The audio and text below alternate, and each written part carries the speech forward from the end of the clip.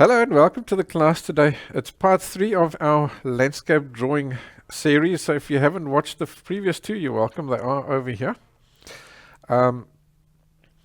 Today we're drawing a snowy mountain scene. So that's where you'll learn how to work with snow. It's not that difficult, but there are a few little things that we need to look out for, and I'm going to show you how to do those things today.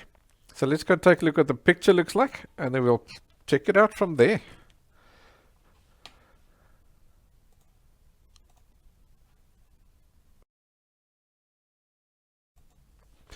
So I got this photo from Pixabay. So it looks quite complicated and complex, but it's not as bad as it looks. There's a few things that we need to look out for when we're doing snow. The first thing is that snow reflects light.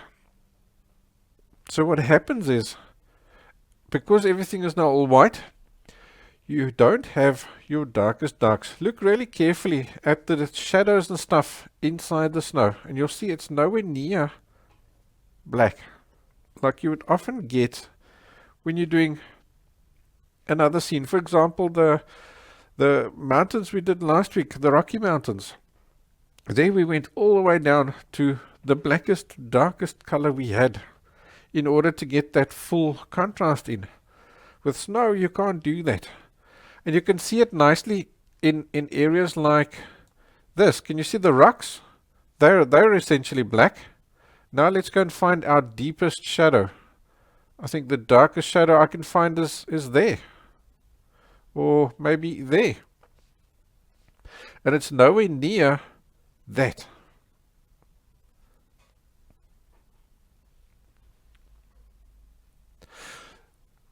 Then, because white reflects the colors, there's all these colors bouncing around, and they affect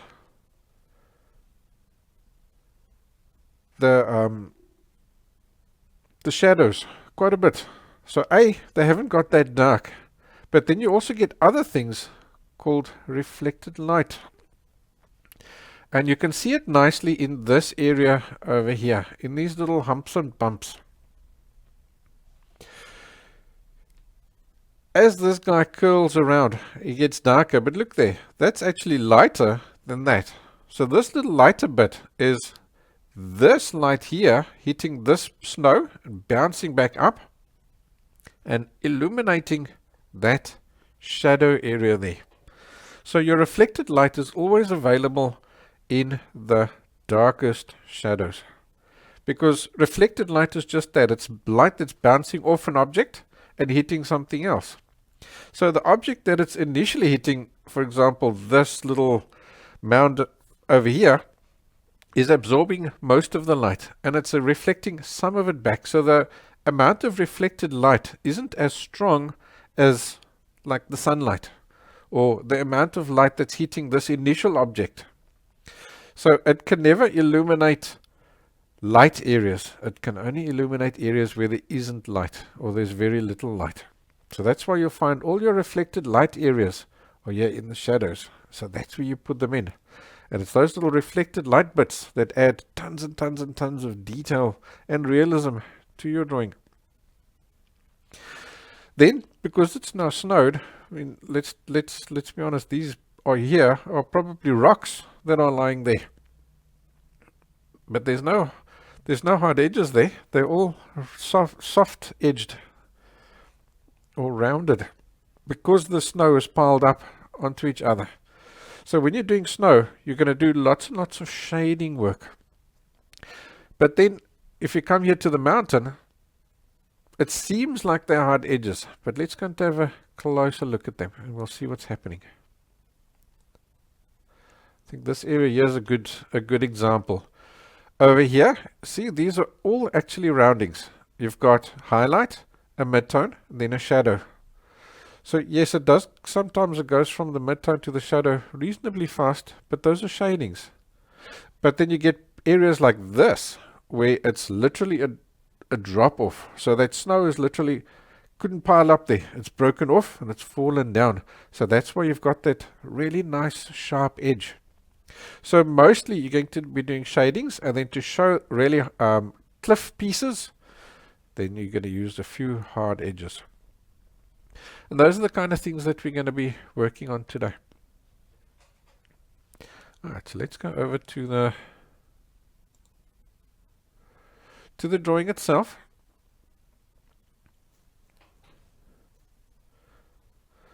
So when I draw, I'm starting at the back, and we're working our way forward. So we're going to do the sky, mountains, and then the foreground, right? So what I like to do, I want to show you a little trick that I often do with when I'm drawing a mountain like this, and I need to do the sky. I'll take a spare piece of paper that's the same size as my drawing paper. Just move that down. And now we're going to roughly recreate this silhouette of the mountain. Is it perfectly accurate? No, not really. Is it similar? Yeah, that's good enough. You'll find that people don't recognize the perfect silhouette. They'll only recognize important things like this peak over here. So this peak over here, you could now maybe go ahead and just be a little bit more accurate on his shape. Now I'm just going to take a scissors and cut that out.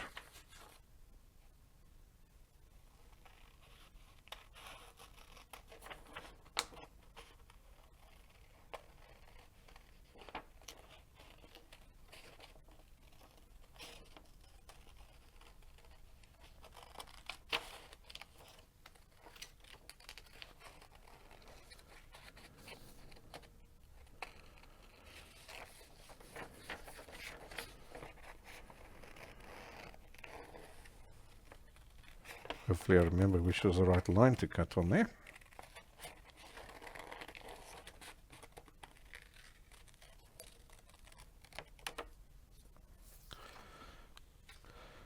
Cool, so now we've got our little skyline over there. So if you are a patron, you can go and download. There's a reference PDF for it's got the color and the grayscale version of the drawing, or of the photo, and then after the class I'll obviously add the drawing as well, so that you can reference from that too. So now just put this down, and there's my skyline. So I've essentially formed myself a little mask. So now to draw that sky, because you can see the sky, let's bring up our reference photo. We'll pop him down there in the corner. You can see from the sky it's quite plain. There's no clouds, and that's something you'll often find when you're doing snow. There's very little individual clouds. It tends to be one mass when it's snowing. So to do that background nice and quickly, I've just taken a spare piece of paper and a dark pencil. So this is just a 9B graphite stick that I've got. You can use any dark pencil, and I've just filled it up with graphite, and I'm going to take just a spare piece of t-shirting cloth, lift up some of this graphite with the cloth, and we're going to draw with the cloth. So you'll put your mask down and just hold him in place so you know he's not going to move on you.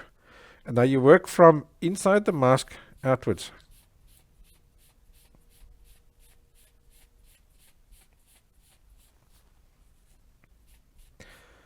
Every now and again, just pick up some new graphite on the cloth. So what you do want to do is just work in different directions.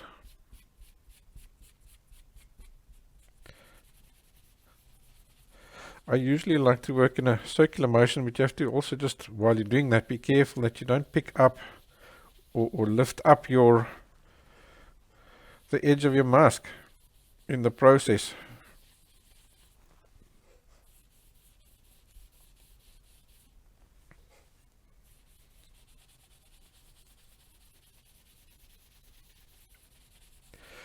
And this way you can quickly get a nice silhouette of the mountain.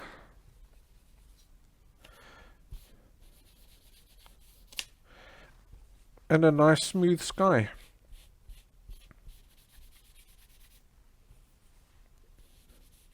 So looking carefully, you'll actually notice that the one side of the sky is darker than the other.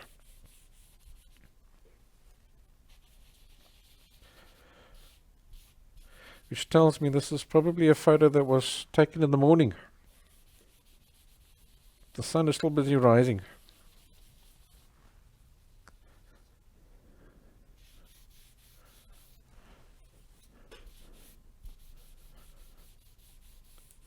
So you can peep to see whether you've gone dark enough by lifting this up, but just keep it in place here with your one hand so that you can put it back down again.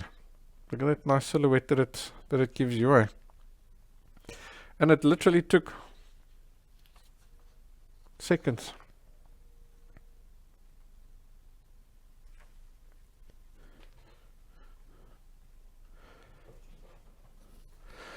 Alrighty, so I'm just going to fill up this this piece of paper of mine, give him another layer, because I've pretty much used all of that up now.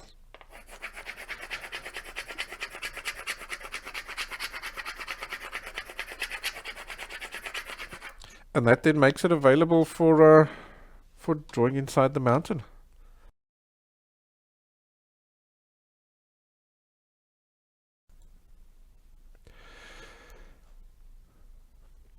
Alrighty, so the next thing that we need to do is, let's just go to here.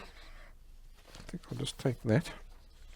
Now you've got a distinct separation between the mountain and the foreground. So we need to create that little, estimate that little line over there. So again, I'll just take just a soft or a light pencil. Let's put down our legend over there, like that. So you can see what pencil I'm using by the color. So if I'm using a yellow pencil, it's an H. If I'm using a green pencil, it's an HB, and so on. So I'm going to just take, say, a 2H or an H, and just give myself an idea of where this little edge goes. So you run somewhere along there, just so that I know. So I want to show you a nice little trick that I do for the mountains.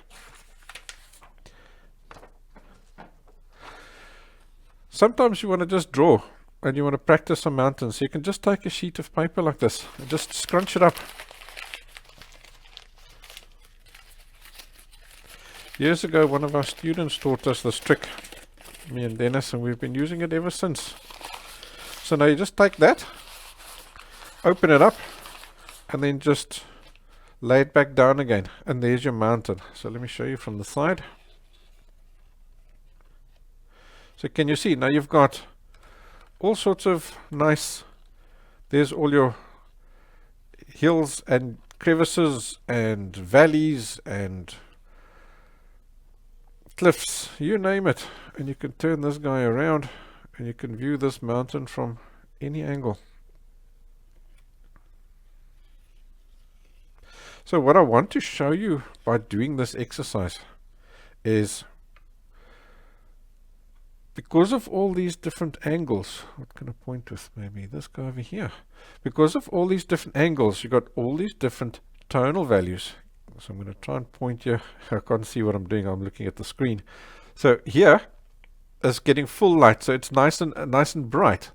This guy here is pointing a little bit more away from the light, so he's dark. This guy here is pointing well away from the light, so he's well in shadow. And so you carry on. So you get these distinct little areas of tonal value. Then the sharper the edge, for example, like when you get a cliff or a ridge like this, then you get a nice sharp or a hard edge, a tonal value change. But when it's a nice smooth value, smooth change of angle, then you get a shading. So you've got to look out for all those different shading and angle changes when you're drawing now.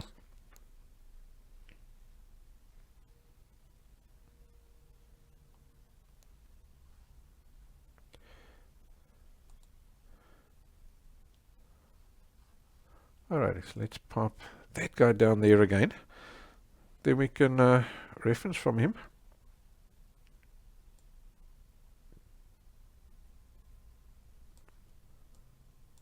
I just want to get the full range of mountains. The whole thing is not showing. So let's just crop that better. Ah, there we go. That's better. Alright, so what I'll usually do with something like this is I'll start off just by laying some tonal value down, just a little bit, so that we can lift out some highlights. In other words, you're putting down a bit of a mid-tone.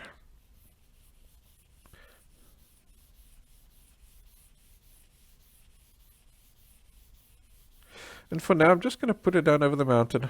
You could just as well do it over the whole area, because you do have to do something similar with the foreground. But for now, we'll just do the mountain.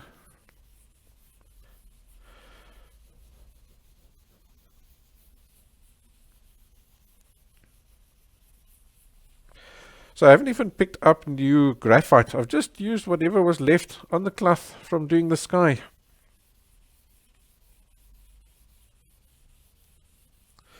So a quick way you can check yourself to know whether you've got enough tonal value, because it may not be so easily visible, is lay down just a sheet of paper. You can see, because it was initially the same color, right? And now you can see how much tonal value you've got there. So that'll also tell you when you lift out a highlight, you should get something like that. So I think we can continue and add a little bit more.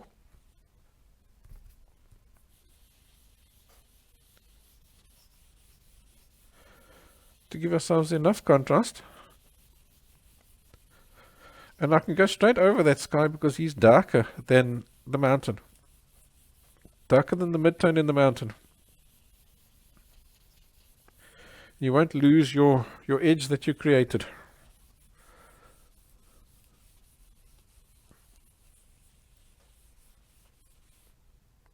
There we go. Alright, so what that tonal value there is now allowing us to do is to lift out some highlights. And the easiest way of doing that is to just take your kneaded eraser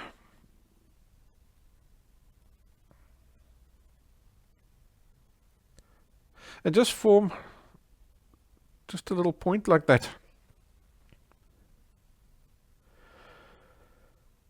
And now all you're going to do is just use your reference. So what I'll normally do when I'm doing that, let me see if I can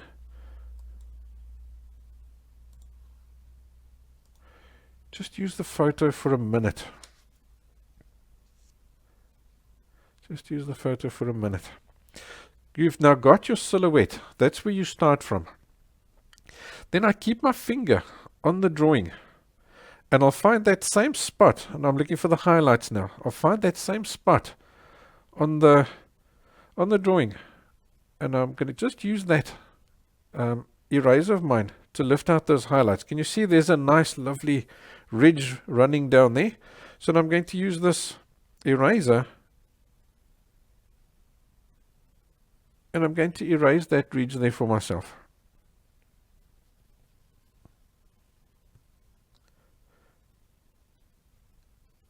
And I keep my finger in its spot. And you see I've now promptly gone and put it in the wrong ridge. It belongs over there. It's because I was working with the wrong hand, you see.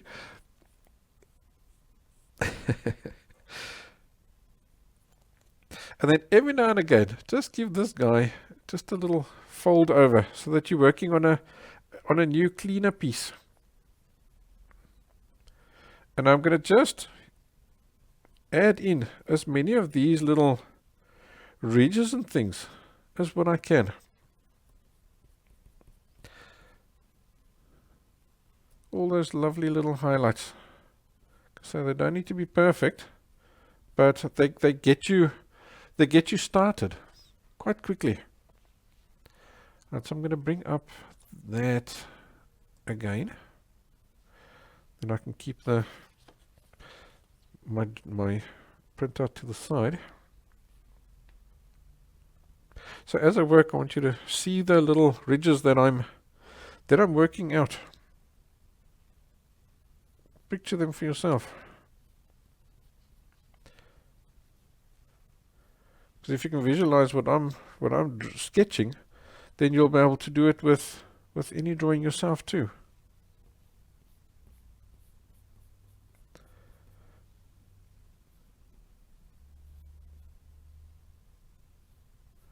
As you can see, it's not particularly accurate. It's more or less is good enough when it comes to mountains.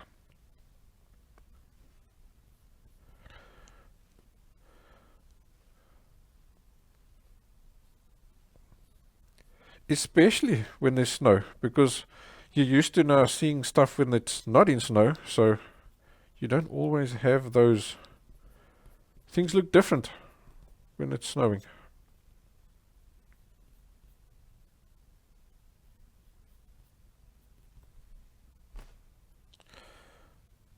Oh, that's all cool. So I can see that edge over there. He's too light.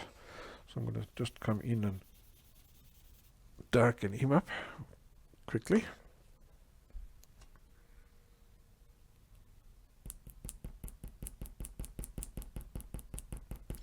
I'm just tapping over the sky. I went into the sky.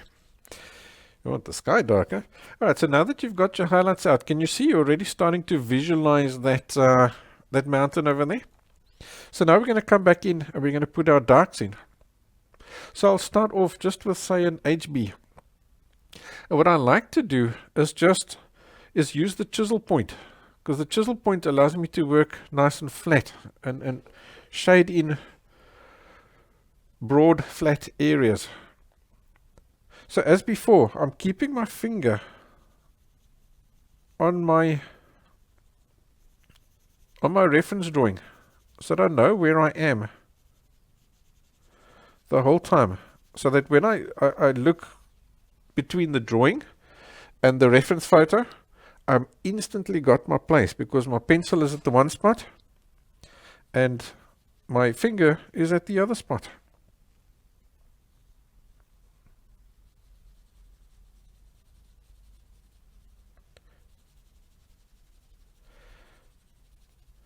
But I'm just doing basic little shadings. One tonal value, nothing fancy. And am I getting all these things 100%? No, same as before, just more or less.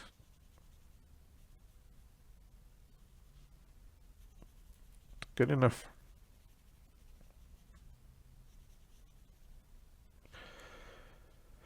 Especially today, you don't have to kill yourself, because I don't know this mountain. Do you know the mountain? It's not a mountain that we know. So we can work a little bit rougher. And I promise you, when you stand back, you're still going to notice or recognize the scene.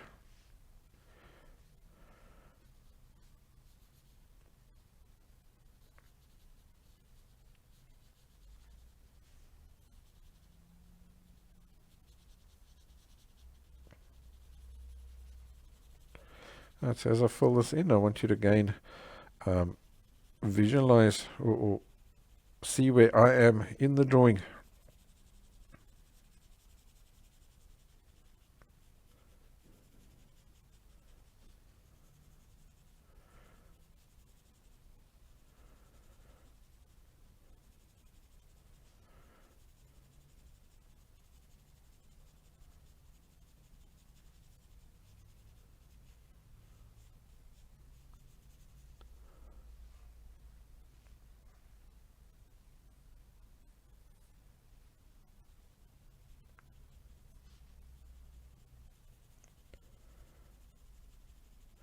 And as you're doing this, now you automatically creating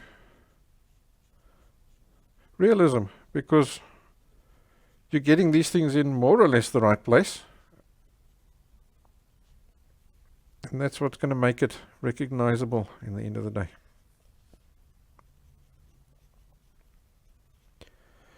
You'll be amazed. You're actually working, even though you're not working perfectly accurate, you're working more accurate than what you realize.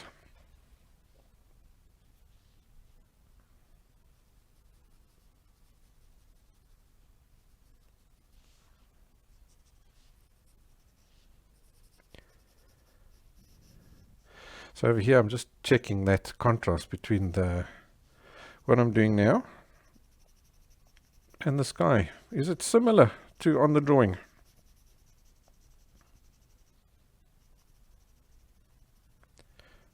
So if you did the previous Rocky Mountain class with me, can you see how this technique is vastly different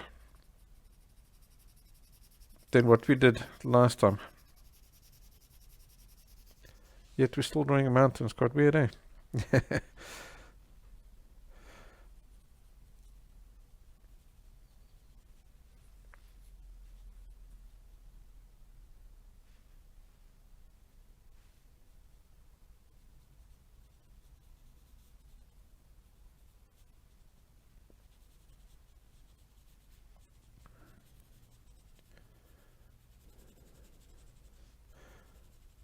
And if you do get to a point where you've not totally lost yourself, then just skip that little area and just continue with the area that you do see. Or maybe, for example, what often happens is you'll estimate a little piece. You sketch maybe this here in too big or too small. So his proportions and positioning ends up a little off. So then maybe there's no place for, let's say, that little down piece there. Let me just show you. Maybe there's no place for that little down piece over there. Then you just give yourself an estimate of something similar, and that'll be good enough. Because if you just move a little bit to the side, or a little bit forward, a little bit backwards, things are going to look different.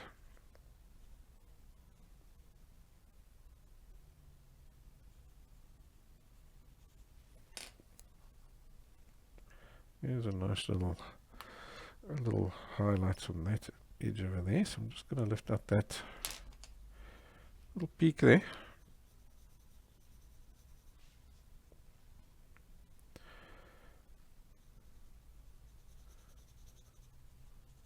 And as I do this, I'm not pressing hard. This is all just laying down color. What we're busy doing is just creating all those edges and things that we saw on the paper. Okay, great. Now what you're going to do is you're going to take your blending stump, just like this. Right, so let's take a look. Cindy is asking, have you ever worked with mechanical pencils or colored lead? I've done a bit of colored pencil work. It's a little bit too time consuming for me, so I gave it up. I've worked a lot with mechanical pencils. When you're doing super fine detail, mechanical pencils work great. Alright, so what you're going to do now is, as you lay this down, it's still quite rough. So you're going to now use your blending stump just to smooth out that color, to get it nice and even. And then as you do, you're going to take a look at edges. For example, here we know that this is a hard edge, so you're gonna leave that hard edge like that. Even here on the bottom where that shadow ends, it's a hard edge. So we'll leave him like that. He's sort of done. But then you're going to get to places like this over here, where we've got our shadow, but that edge rounds off because that snow is mounded up. So you're going to use your blending stump and just the graphite that's on it to add that little shading in there.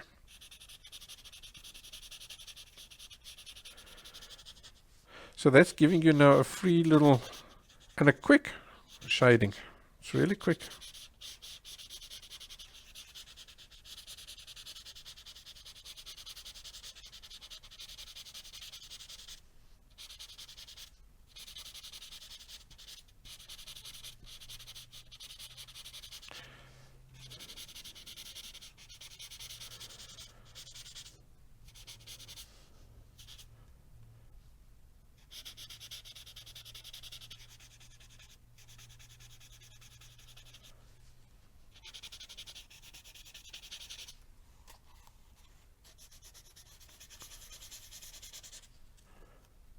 So over here, there's lots of little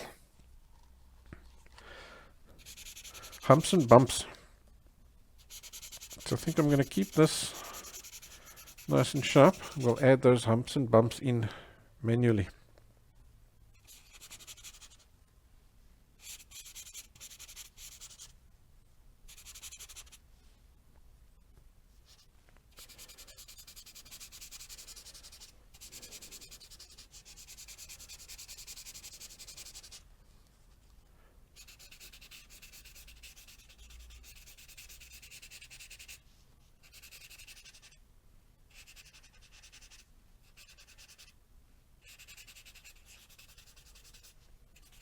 These guys are shading downwards.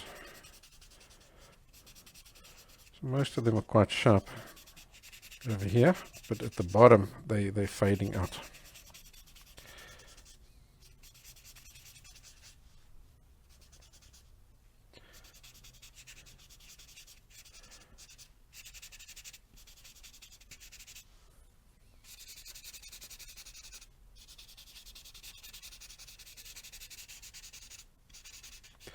And this one here fades up and down.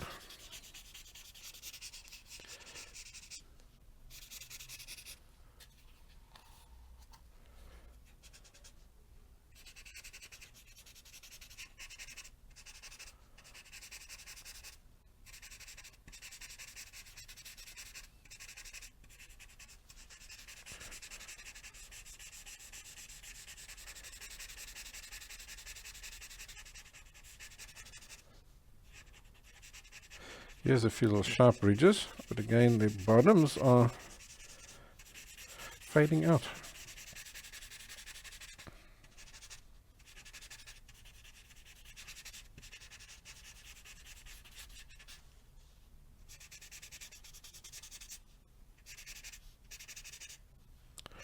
Alrighty, so we're nearly done with that.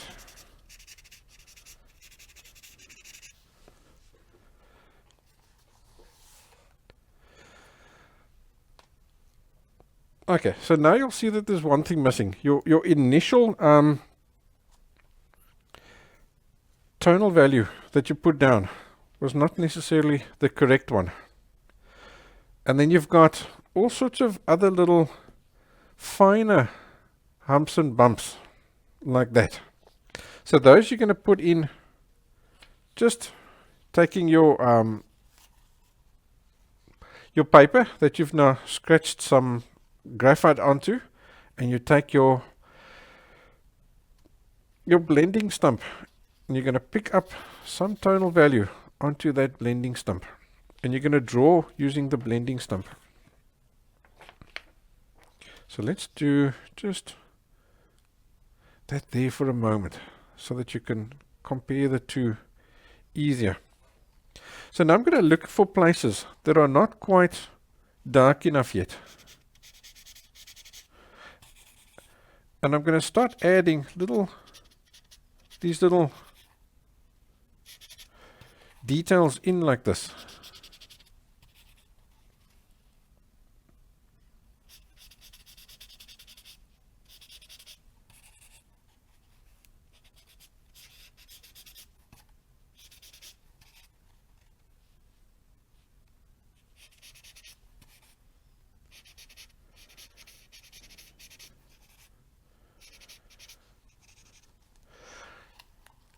In other words, the details that you're getting in here now are just lower contrast.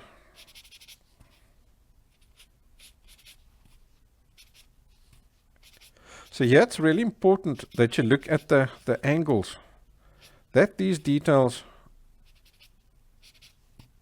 are in, because these little shadows and things that you're adding in now will follow the contour of the mountain.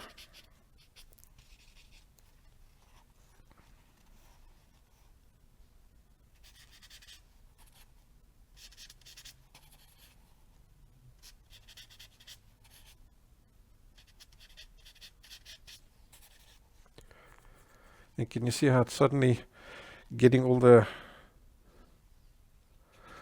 depth and dimension that's missing? It's now suddenly all coming to life now, because now you've got all your tonal values are in.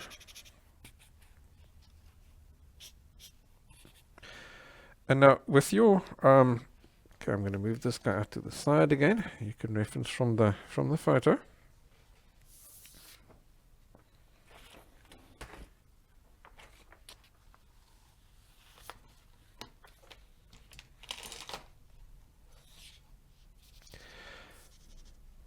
When you're adding this, you can use different size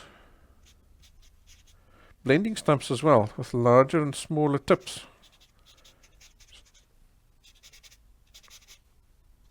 We can just use this blending stump here and just rearrange, just remake him into a sharper or a rougher point.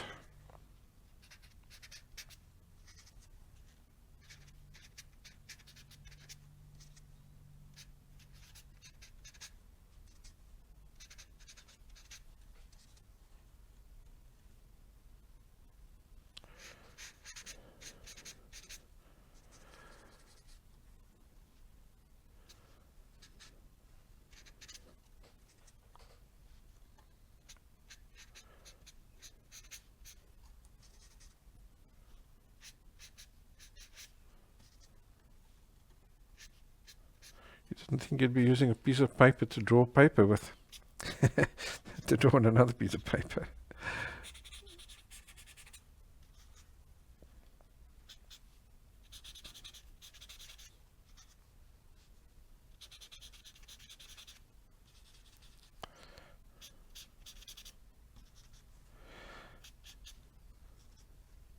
So again, don't try and get all these little details identical. All you're trying to do is just create a similarity. Just something that looks similar is always good enough when it comes to mountains.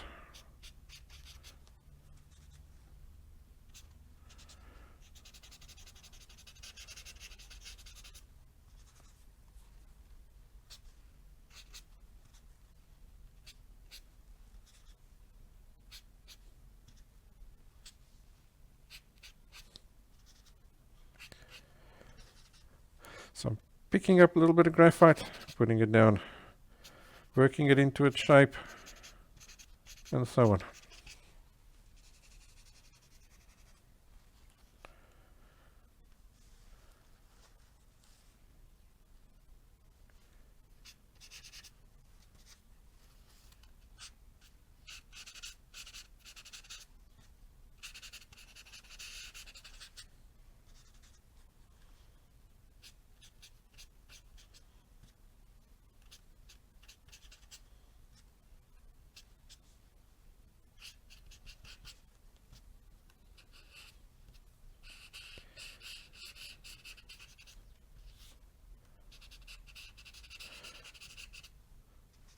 So now you may ask, why aren't we just drawing these with a pencil? You'll find that the blending stump gives you softer shadings, and the pencil will give you, the edges of the pencil are quite hard, the marks that it makes and leaves, where the blending stump is almost like it's already a bit of shaded in. It's soft.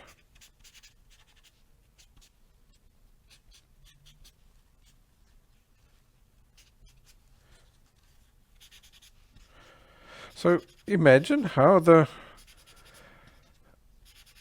snow would sort of run down here. That also gives you a bit of a clue. on how your strokes must go.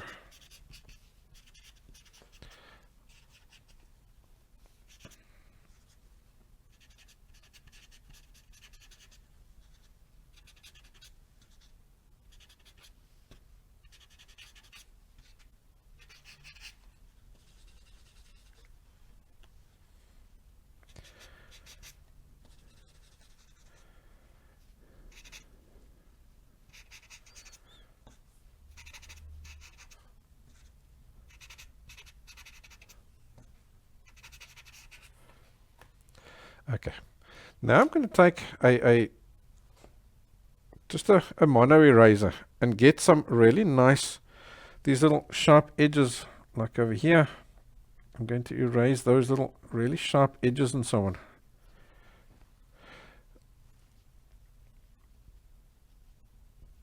And a few little lighter ridges running down. Where's my brush?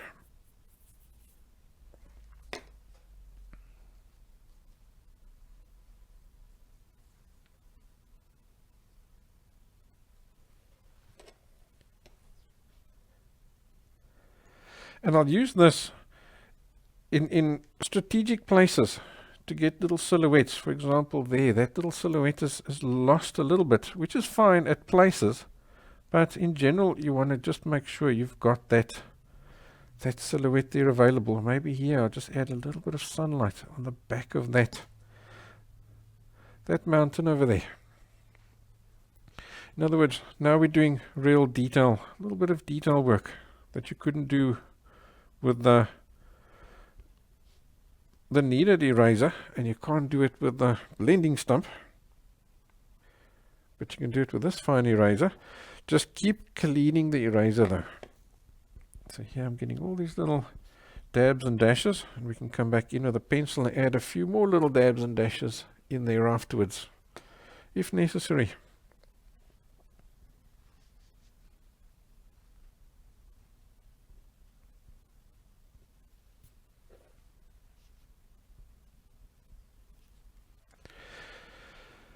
And you can also lift out better with this eraser, simply because you can press harder with it, as opposed to with the kneaded eraser. You can't apply any pressure with that.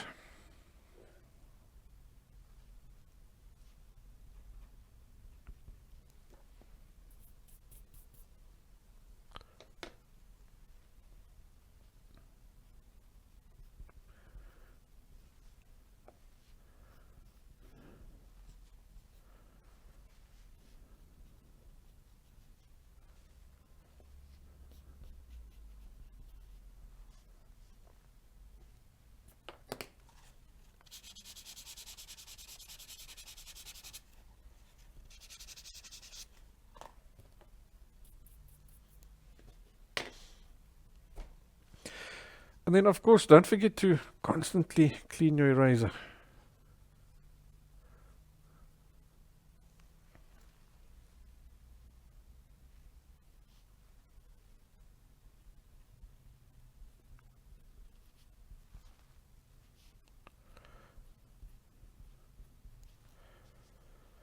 Okay, here are some lovely little highlights running down here. And can you see I'm just squiggling the eraser as I go? And that's just giving you all those little irregular ridges and things. Here's just a few little random bright patches in here. So I'm just jabbing and dabbing them in.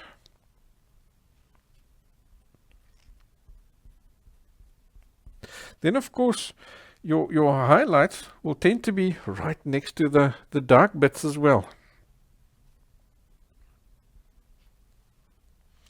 Because it's these little high ridges here that are casting those shadows in the first place.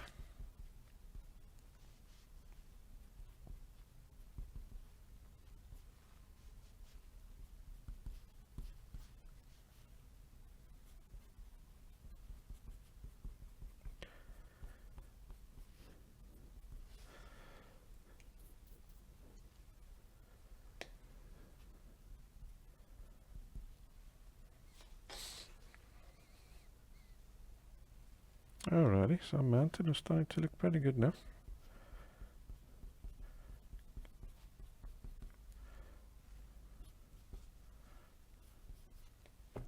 We're starting to see nice detail. Or we are seeing nice detail, I should say.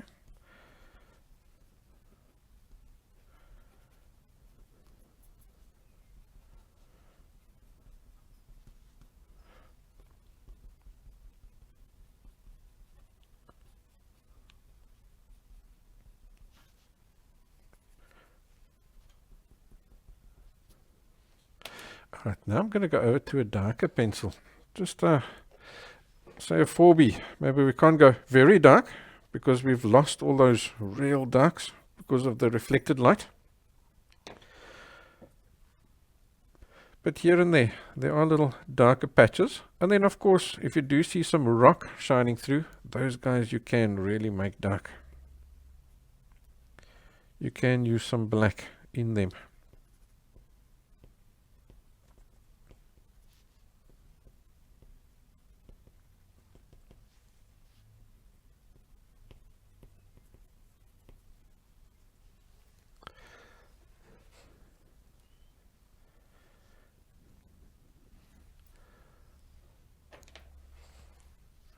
Like over here. Here I'm using all the way up to a 9B. Get some of these dark bits in there.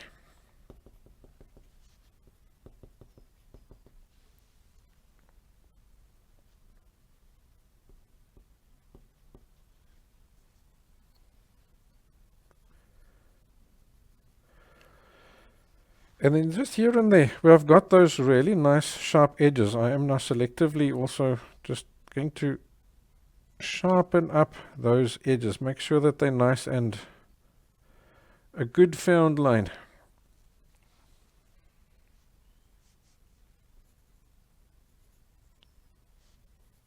So that you've got some of them are soft to show the snow is rounding off over there, rounding off that ridge.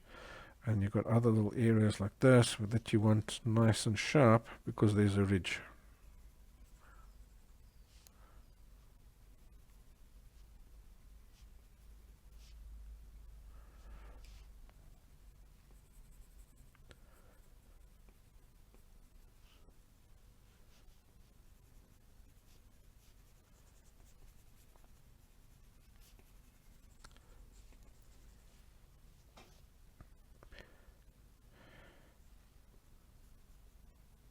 Here we can add a few more those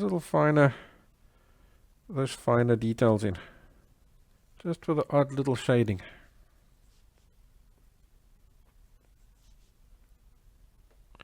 So as before, you can see I'm doing it really quick and really rough. I'm not trying to create everything absolutely perfect. Just a good old impression of a few goodies.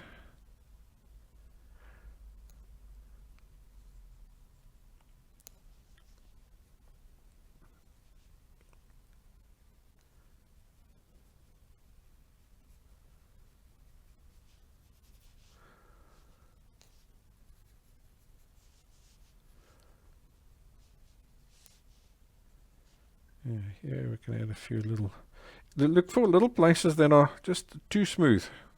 Then you add a little something in there.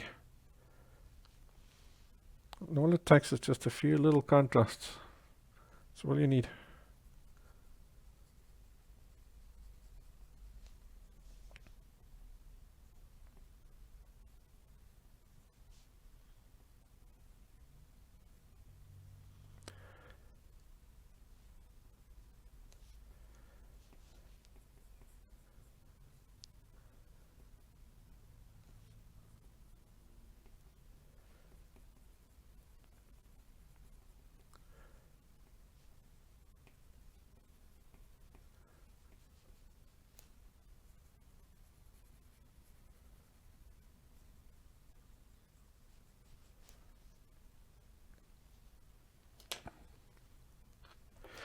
And then like here, those guys are a little bit too flat again. So you can just come back in with your eraser and just erase a little bit of texture into that, just with wiggles and squiggles. And that turns that little cliff into one that has got lots of interest in it. Alrighty, so I'm going to leave that at that. Let's move on to the foreground bit.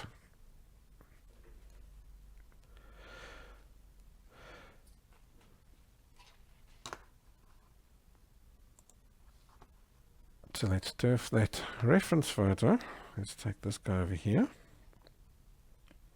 So with this foreground, you've got all that snow has now covered everything. So you've just got humps and bumps. But you can see you've got quite a strong light coming from the left to the right. So we've got lovely shadows that we need to work in. So as before, I'm going to give it just a base tonal value. If you look carefully, there isn't really pure white. There's little specks of pure white, which is not something that you're going to be able to draw. It's just too fine, eh? So we'll start off with our paper and our cloth, and we'll just give him a good old base coat to have some tonal value there.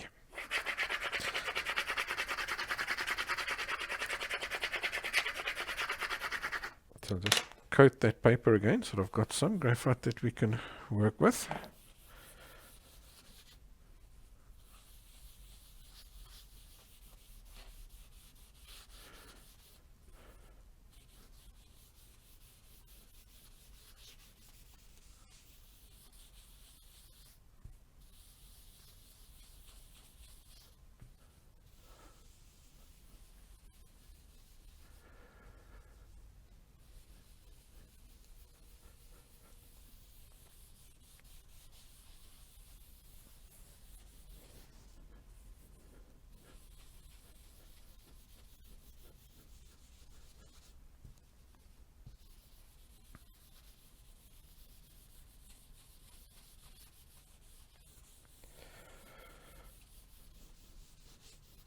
Awesome. Again, you can check yourself how much tonal value have you got. So that's a fair amount. It's enough for us to sketch out all these humps and bumps. Because as always, those humps and bumps, nobody's going to remember where they are, because they're used to seeing rocks there.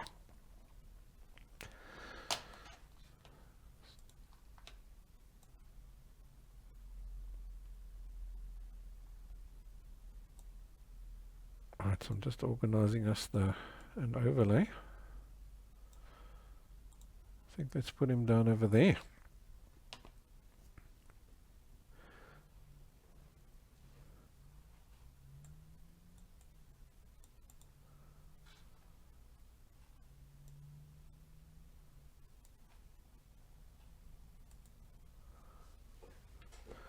There we go.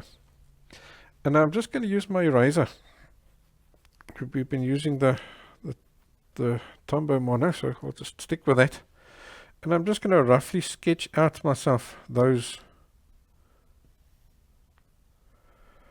where these big humps and bumps are.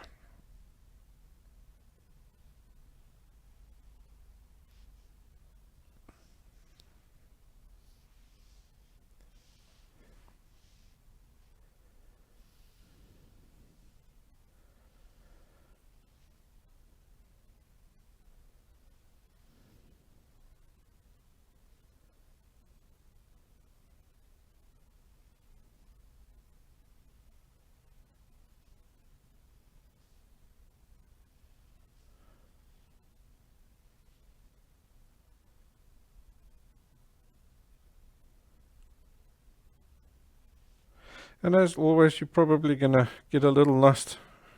Who cares? Doesn't matter. Or you'd estimate them a little off. It doesn't matter.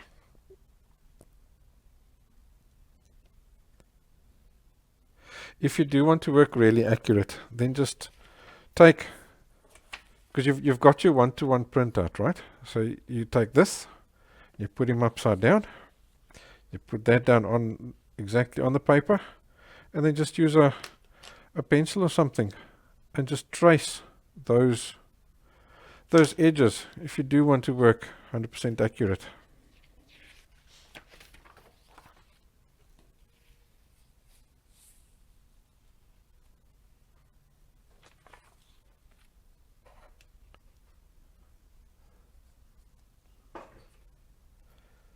Okay, so now I'm going to use the kneaded eraser again.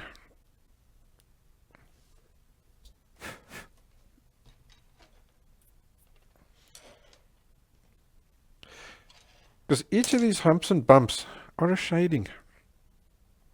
So we'll start with a highlight, work it down gradually darker, and then continue with a pencil.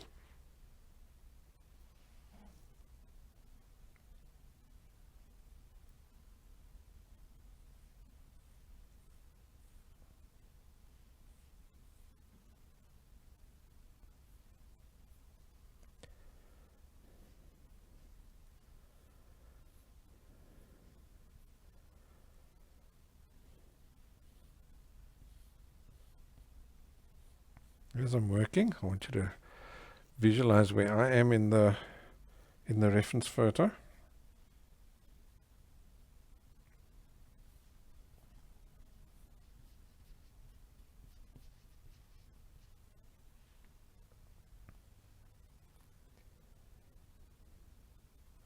So now you're not only drawing highlights, you're also plotting out where the shadows are going to be. Like that there is actually now the edge of a shadow.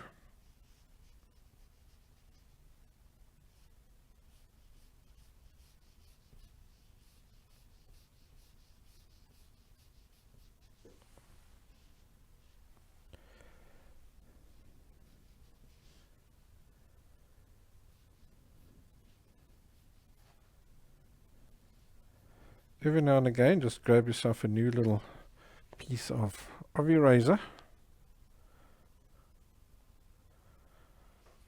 so that you know it's lifting out properly.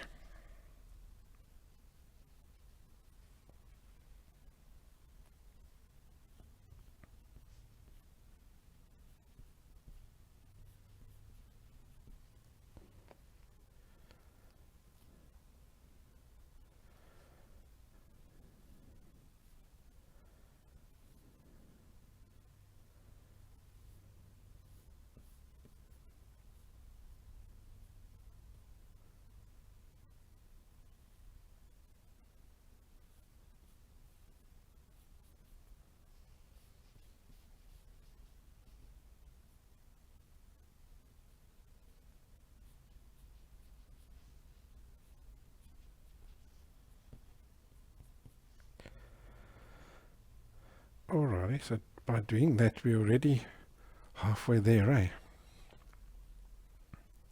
For this far part over here, just take your eraser and just make sure it's nice and round. Can you see there? It's not too sharp. And we're just going to drag in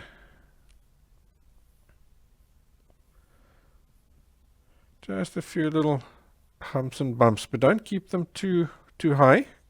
Things tend to flatten out as you look across them. So here you'll have real big heavy humps and bumps because you're looking down at them, but as you're looking across at them you're just seeing the tops of those humps and bumps. So just by doing that is good enough. And then over there's a few little distinct ones.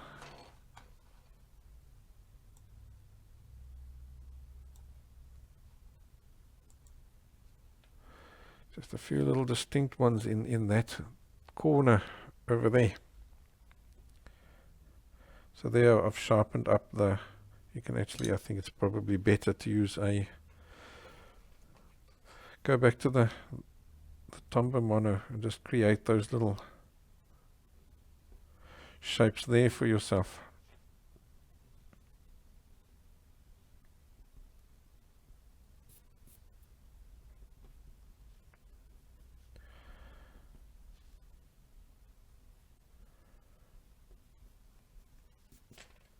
There, that's it, do just fine, eh?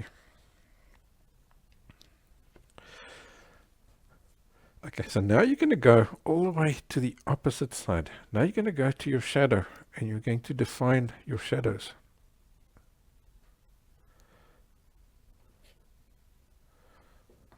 So let's take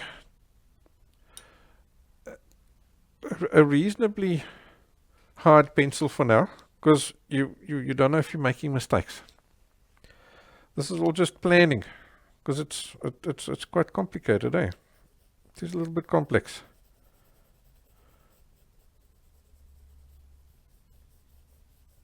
So you're just sketching out where those darks are, just so we know where they are.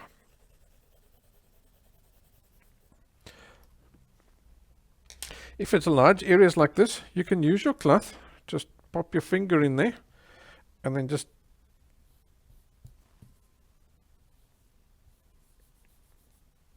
plot out that shadow. Just remember though, when you are working with your cloth like this, you're not working, you can't get nice edges or accuracies like that. You see that edge there is never going to be nice and sharp.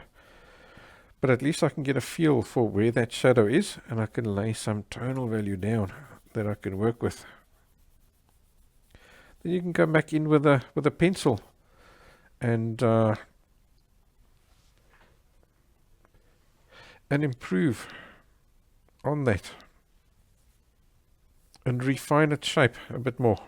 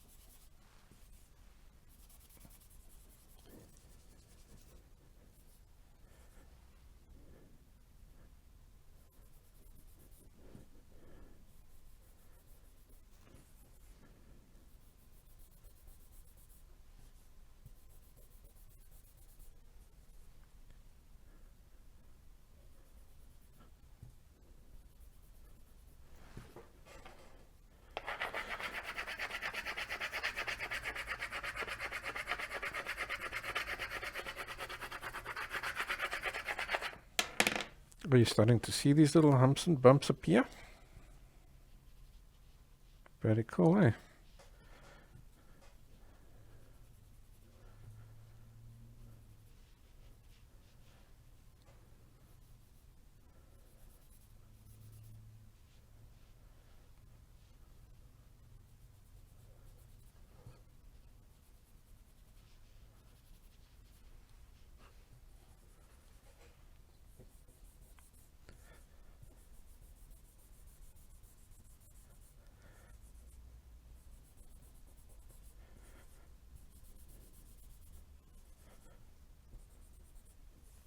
So when you are working with a cloth like this, also realize you're probably not going to get to your full tonal value,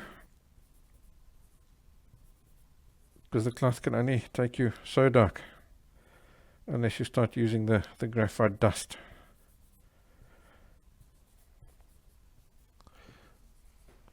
Right, while we're at it, let's add a few little inconsistencies to the ground in this little flatter area over here. Just so you got little patches of lighter and darker snow. So it's not just one plain color, because that leaves it all flat. Alright, so let's go back to the pencil. Now that we've got something down there, we can start adding a bit more tonal value. So let's maybe go for a 2B.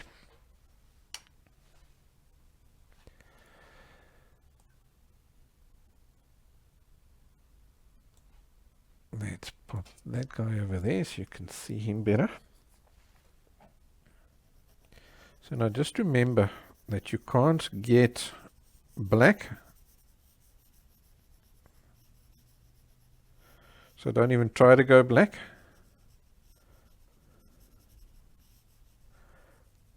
Yes, and I'm just going to gradually work on those, the tonal values and the edges. So initially it's edges. Let's define those shadows more accurately.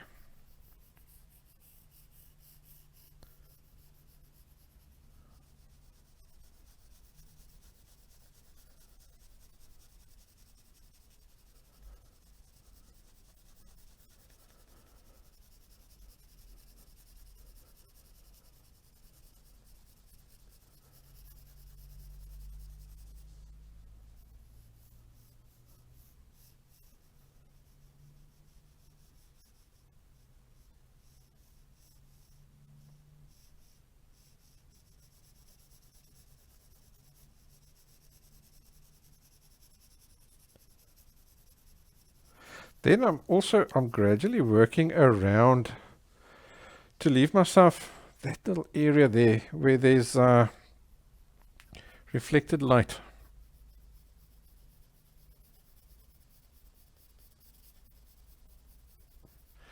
In other words, you're putting down some tonal value, but you're leaving that because you've already got probably enough there. Okay, let's smooth all this out just with the blending stump.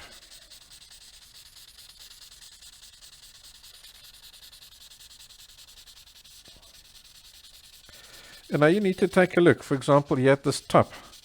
This top fades away. It's a rounded bit.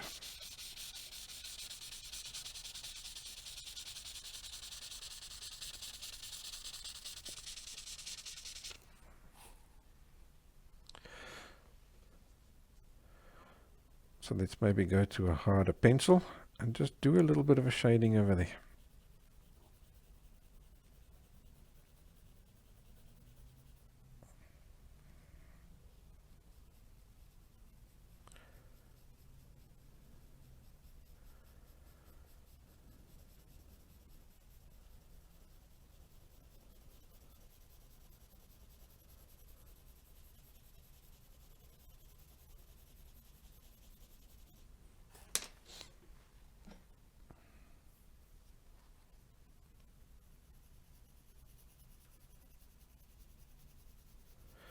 And when I'm doing shadings, I'm using the chisel points because they give you better shadings because it's already a flat point, so you're not getting hard lines and stuff.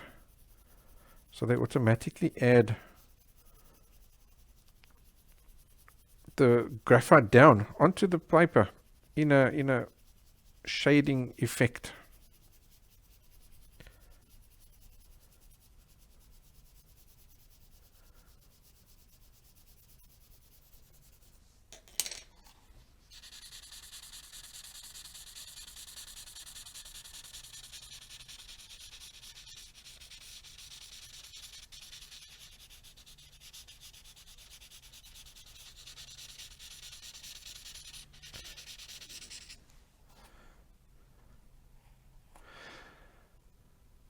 And then we've got that reflected light. So I'm just going to take the kneaded eraser and just form a really rough edge like that. And just tap. And that will lift out that reflected light for us.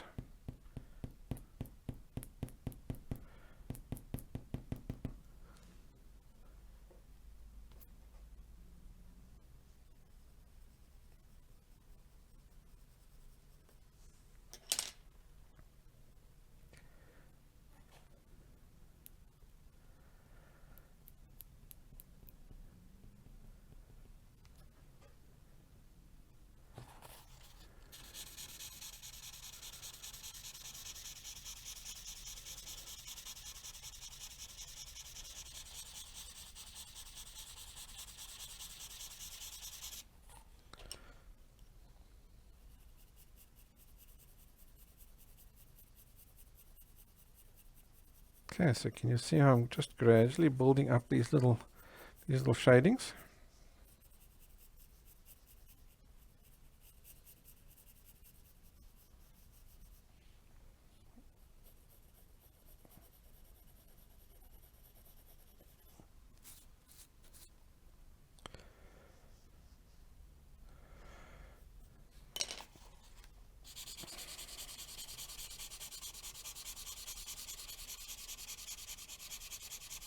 So it's not going to take a while to do all these. So I'm just going to do a few.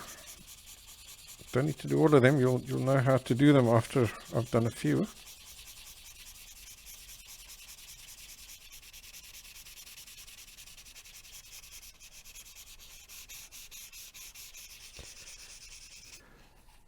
I'll just do enough until you can see the effect.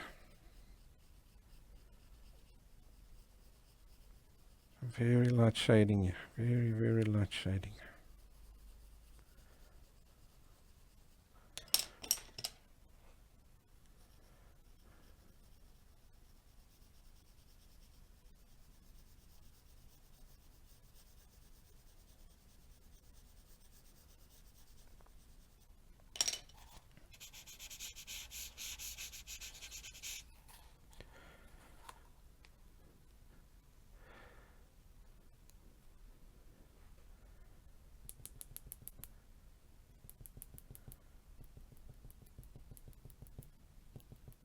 Lifting out that reflected light.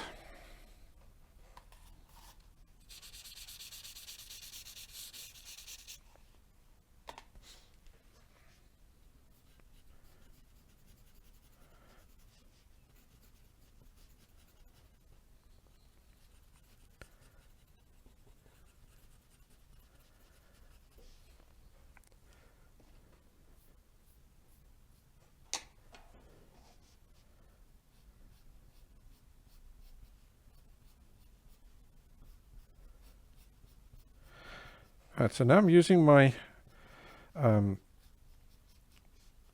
my Tombow just to get those nice sharp highlights.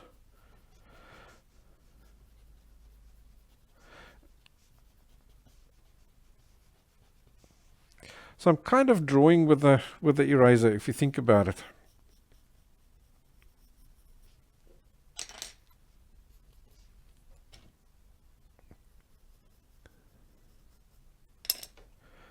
Because I'll erase lots here, and then as I come down, I'll erase less. So in the end of the day, the action that I'm erasing with is like this.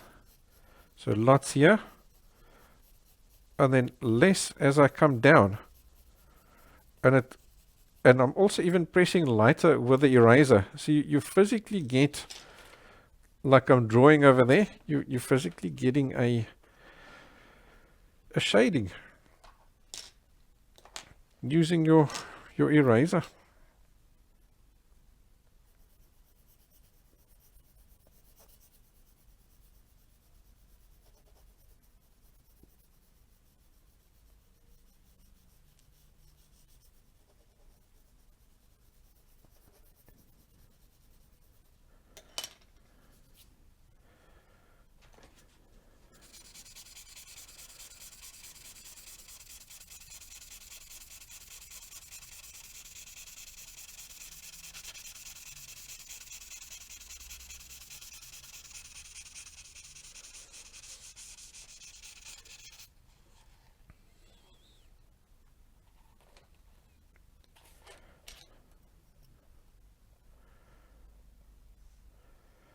Alrighty, let's see. Let's come to over here maybe for a while.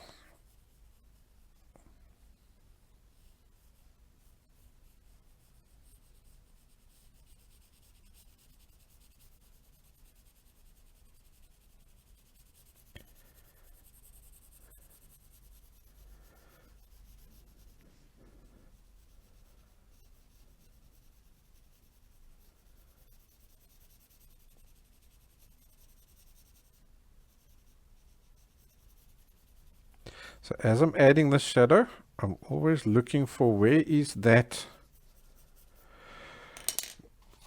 reflected light inside the shadow, because I know he's there. I've got to look for him, and if I look carefully I can see he's over here.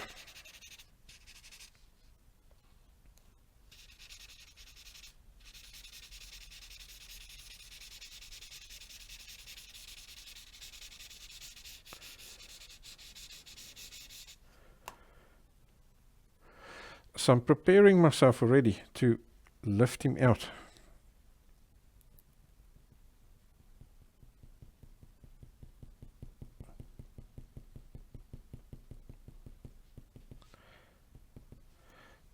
Just like that. You see that? Right, so the rest upwards is a shading. So we can already see our highlight there is not bright enough, which is great. So let's lift him out. So he's got sort of two highlights. Nice sharp one there, and then there's a secondary bump over here.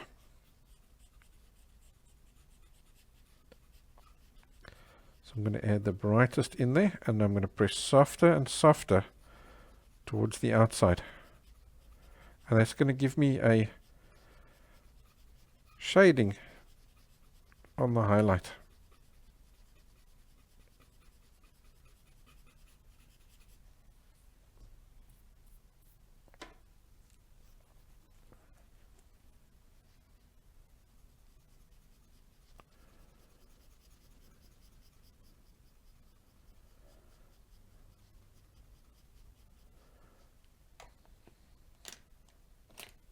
Okay, let's make that little bump over there slightly darker.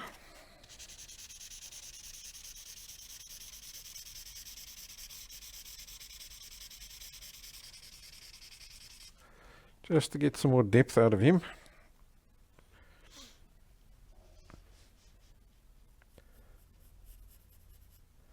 And then this guy's shadow comes around there like that.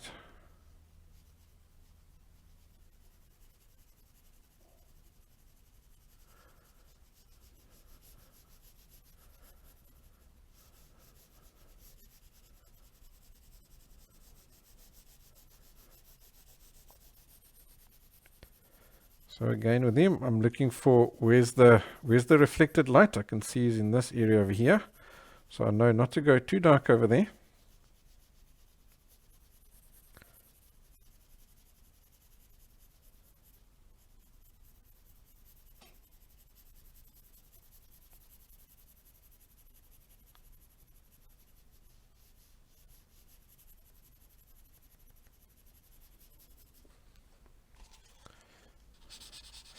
And all the time, there's no pressure on the pencil. I'm letting the pencil just do its thing. That way I know I can erase any of this at any time.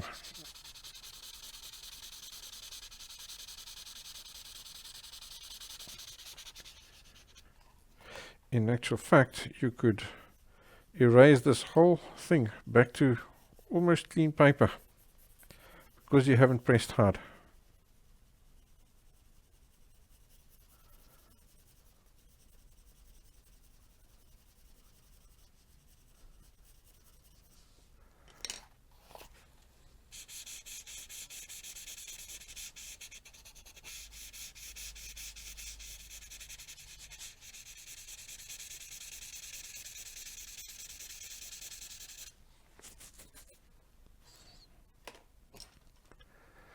Okay, let's lift out these highlights. Nice sharp edge over there.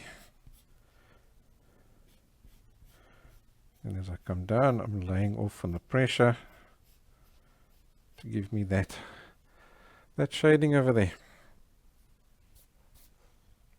So I think he's already got a nice little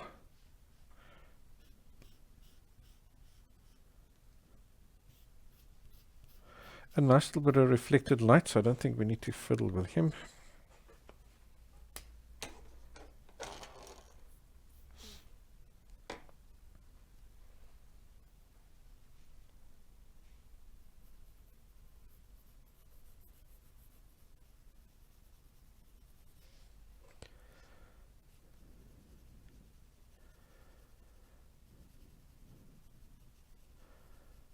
Right, so here we just have a series of smaller ones. So you just look for those little contrasts between the one in front and the one in the back, and give yourself a little sharp edge. And that sharp edge is what's going to show you that you've got distance, because you're seeing the one's highlight and the other one's shadow.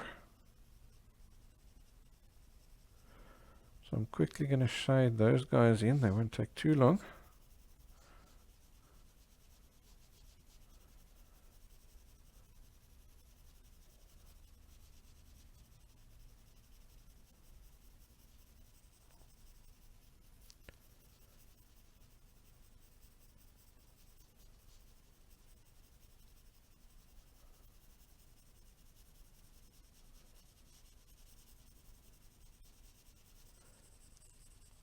Can you see how those little bumps are appearing now?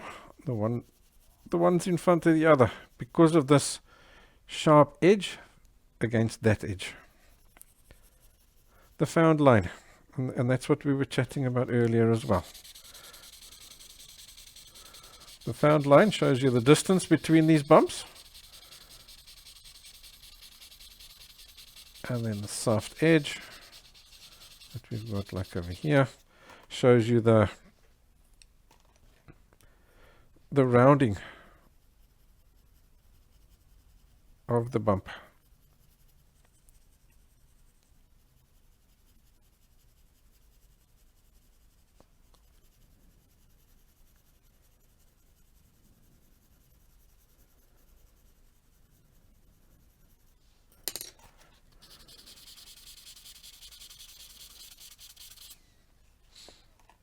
Ah, there we go. You know what? We're nearly finished. I may as well quickly do it, then we're done.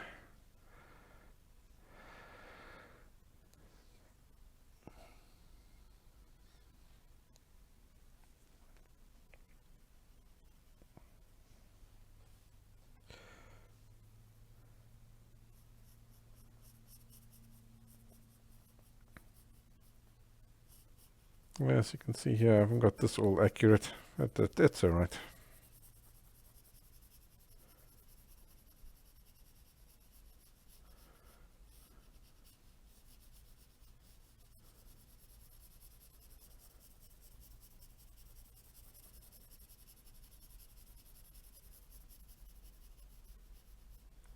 We'll just create a bit of a bump there, and there seems to be a bump over here.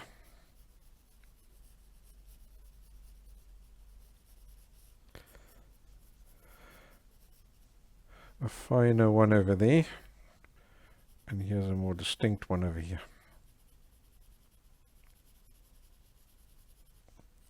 And then there's another guy over there.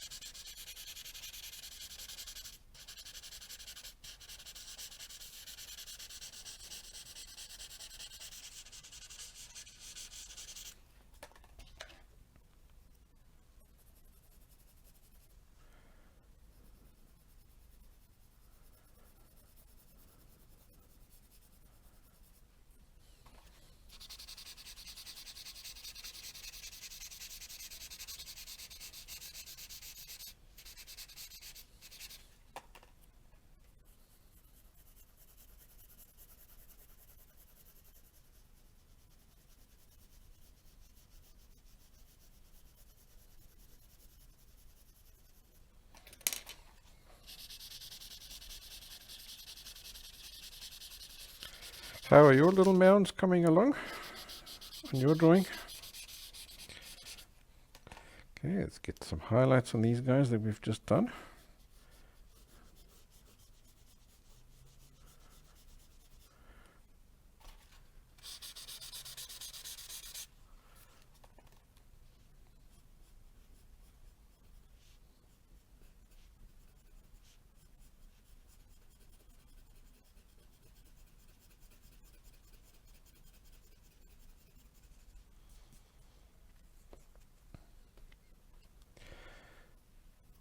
Okay, that should be fine over there. So here we do, remember we did put just a few little marks to create some inconsistency. So all I'm going to do is just pick up on some of those little marks that I've got and just darken. We know the sun is coming from the left to the right, so I'm just going to darken up some of those little spots on the right hand side of them. That'll just create a few little impressions of humps and bumps in this vicinity. Maybe an odd little highlight.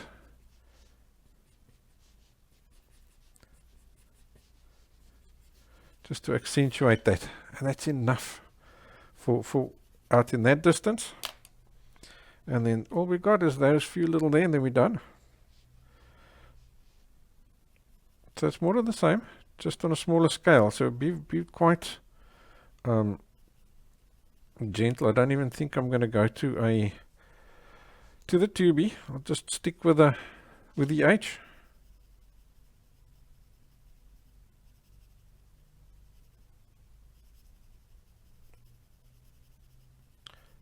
And because it's out into the distance, I'm not going to try and draw too much detail there either.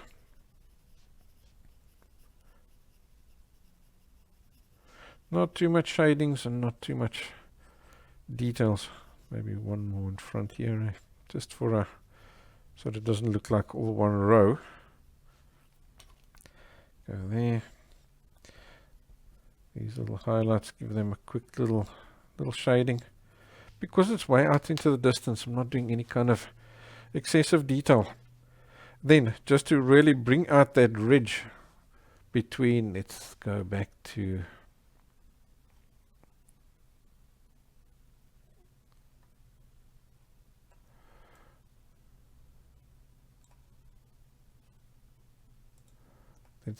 there. Here, you've got just a few little edges and details that stop right here on this ridge, and that will tell you that you've got a bit of a line happening there where the mountain starts. So all it is just strategically adding a few little, see this guy comes down here maybe, then he ends up around over there. Just a few little strategic contrasts. That's all. See how quick it goes? There. And now we can even take our eraser and just erase in a squiggly motion in front of that, just to highlight the ground over there.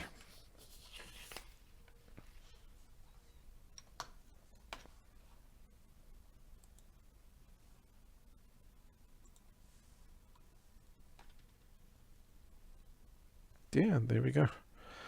Right, so can you see how that's really hard over there? And that's simply because I've gone too dark. I've added too much contrast. So I'm just going to tap it out. And that's the thing where I said when it comes to snow, you don't have those high contrasts. You don't have those darkest darks, I mean. You do have contrasts, but not those darkest darks.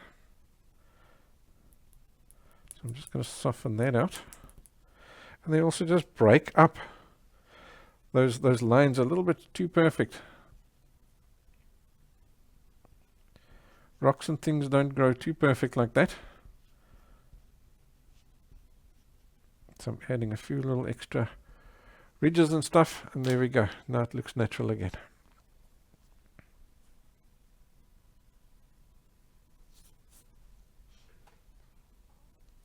And then Harwan's asking about the footprints. Yes, let's quickly add a few footprints in there. Why not? So footprints is quite simple to do. Let's do that. You've got, now you're looking at the snow from the side like that, not from the top. So when you put your footprint in there,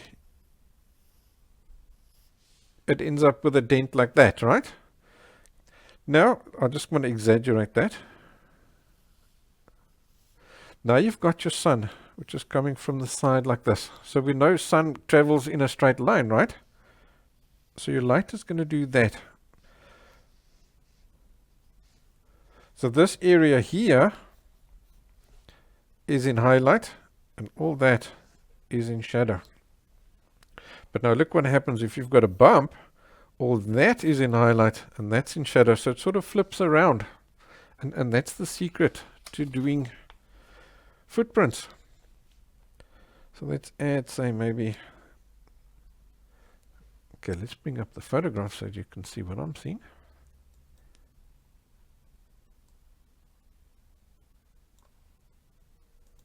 Yeah, I think I'll just pop him down there.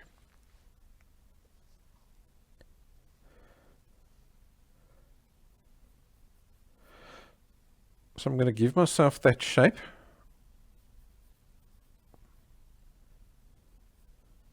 I know that's now all in shadow. It's quite unusual, 3 little marks together, eh? So definitely an animal.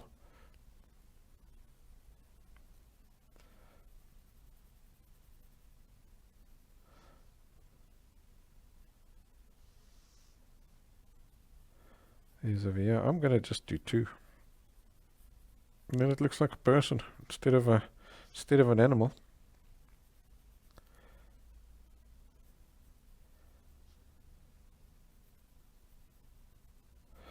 So you've got those odd little marks over there like that.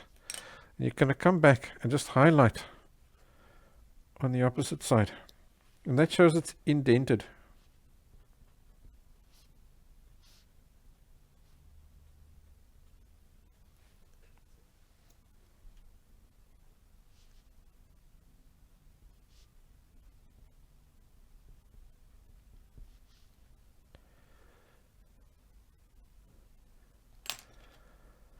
Then as you go out into the distance, it becomes less, obviously closer together, and just less contrasty.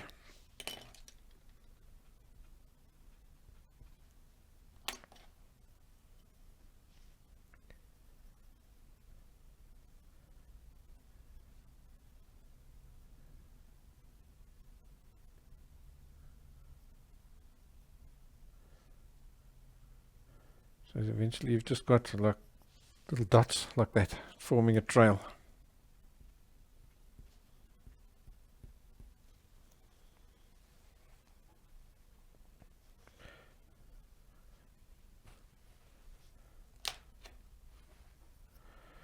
Let's maybe move that guy up so he's nicely in between there.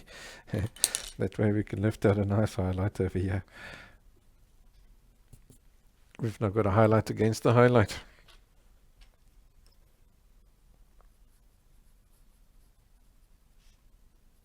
And then you can darken up just there. Because the sun's coming from the left, you can darken up that left-hand edge a little bit more. Just to give you a ridge.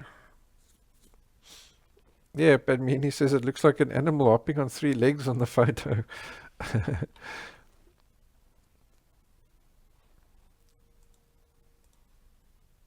Yeah, I think we'll call it a day.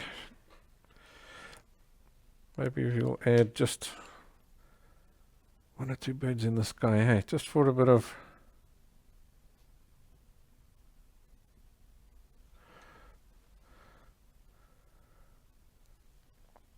maybe there's something over here. Maybe there's somebody, a few people tramping or something, walking along there.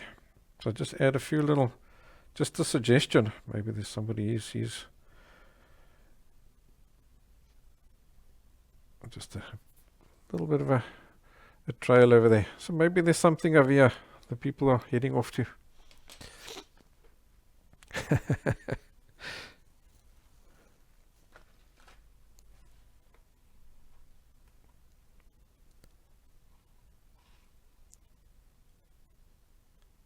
Yeah, we'll definitely call it a day on that guy.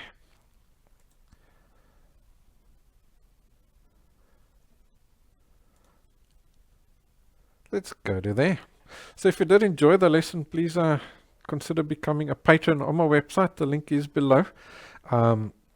There you've got hundreds of other art lessons. There's pencil drawing, there's acrylic, there's oil painting, there's watercolor, there's even pen and ink drawings. Great fun, and it's at a really reasonable price. Guaranteed to improve your art dramatically. Alrighty guys, so let's take a look and see if there's any last questions. Go for it.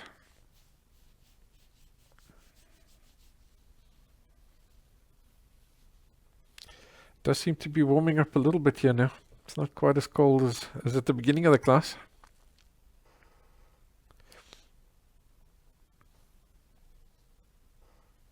So I hope you guys have a great weekend. Thanks for joining me. You're welcome.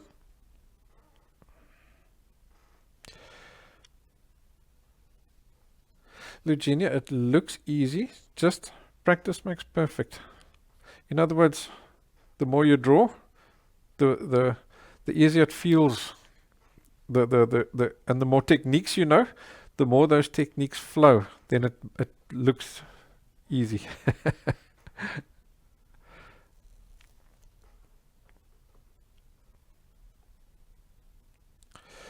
Padmini is asking, can you use white graphite pencil to blend the whites into the grey areas?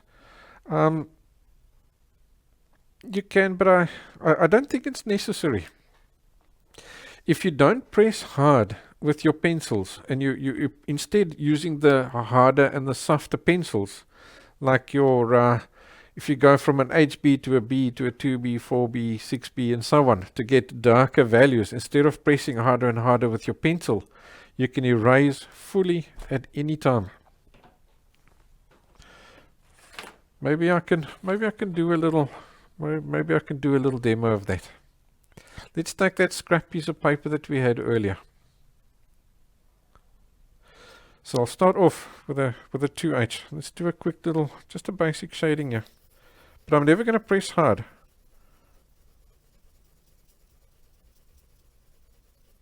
So there's that. There we go.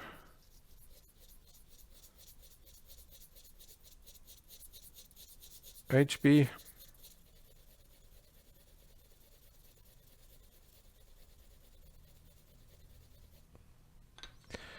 And then B.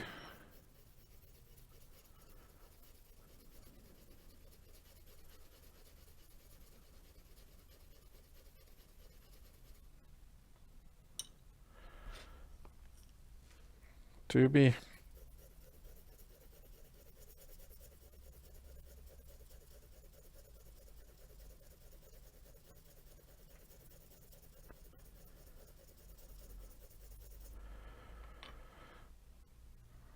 B.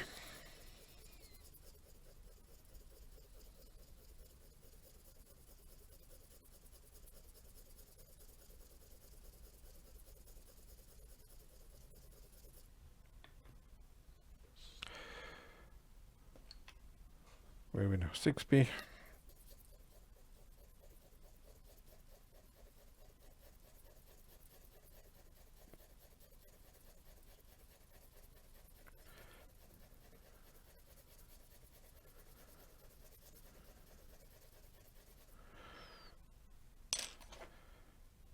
B.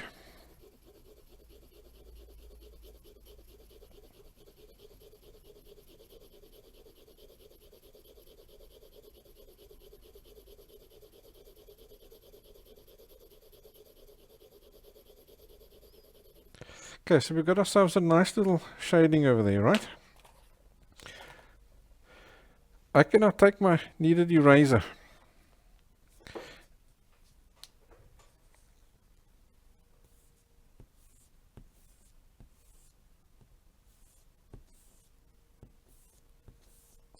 And because I haven't pressed hard, I can lift out all of that.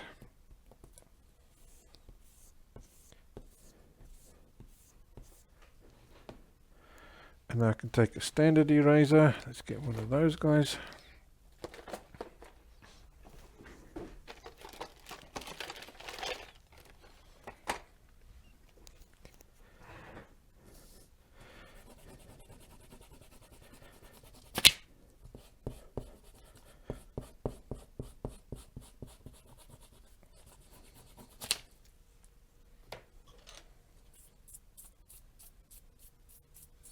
Look there. All you're left with is just the tiniest little ghost image.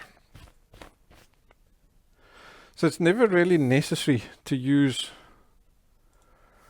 any pressure on your pencils. And if you do that, you can always erase all the way back to white paper. And that's why you don't need a white pencil. The only time you need that white pencil, and that's when I use like the Jelly Roll pen, is when you over a really dark area and you need to add a little bit of a highlight or a little reflection or a glint or something. Then this guy does his thing. Where did we use it? I think it was with the Kingfisher. We used that because you had really high contrasts on top of or really high highlights on top of really high dark colors. So you got those super high contrasts on top of each other. It's not so easy to erase those little details. Then that little pencil or the Jelly Roll pen or whatever comes in handy.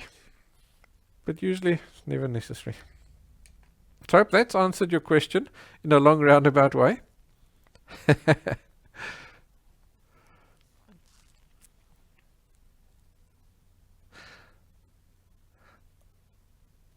Alrighty, so I'm not seeing any new questions. I think let's call it a day. I hope you enjoyed today's lesson. Let's go back to, let's go to there. I'm talking, I think you can see me, but you can't. So I hope you enjoyed today's lesson. It's a lot of fun drawing the snow. It's lots of shading work and stuff. So it's really a nice, good beginner drawing. But you do need to look out for those little contrasts and those hard and soft edges and so on. So I hope you enjoyed that. I'll see you next time. Cheerio. Alrighty guys, so next week we are painting bubbles. I've got a request to show how to draw paint, sorry. We're going to paint bubbles, and I think we'll do that in acrylic. We haven't painted in acrylic for a good two months or so. So it should be a fun one. I'll see you then. Take care.